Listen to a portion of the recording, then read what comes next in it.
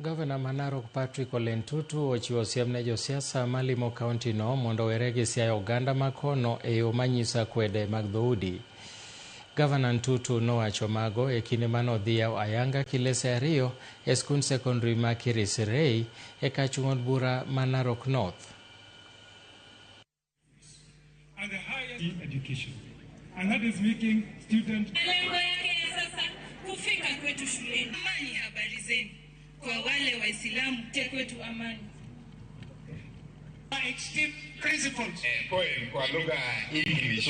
Kutenda mema. Na hasa tunapopata, mimi naomba tu kwa heshima kubwa kama gavana wetu.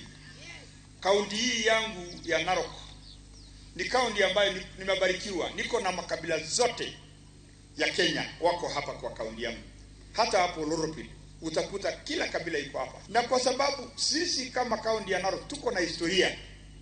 Na hiyo historia hapo awali haikuwa mzuri. Tunaomba nyinyi wote, sisi wote tupendane. Tukae na amani.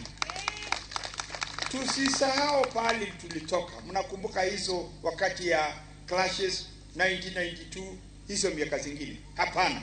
Ndiposa nikisikia saa nyingine watu wakiongea mbaya kuleta mambo ya ukabila, mimi nakashifu.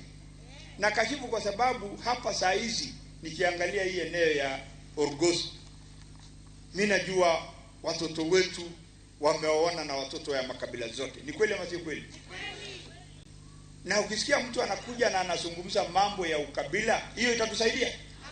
Na huyo mtu, angalia vizuri sana, anakuja kuzungumza hiyo mambo ya ukabila siku moja tu na anaenda na amechafua hewa. Hiyo hewa ikichafuka, yeye atakuja kukubeba pale yeye anaenda. Tufanye siasa ya amani. Fanya siasa ya amani mahali ulipo. Hapana gawa wananchi ati upate kura.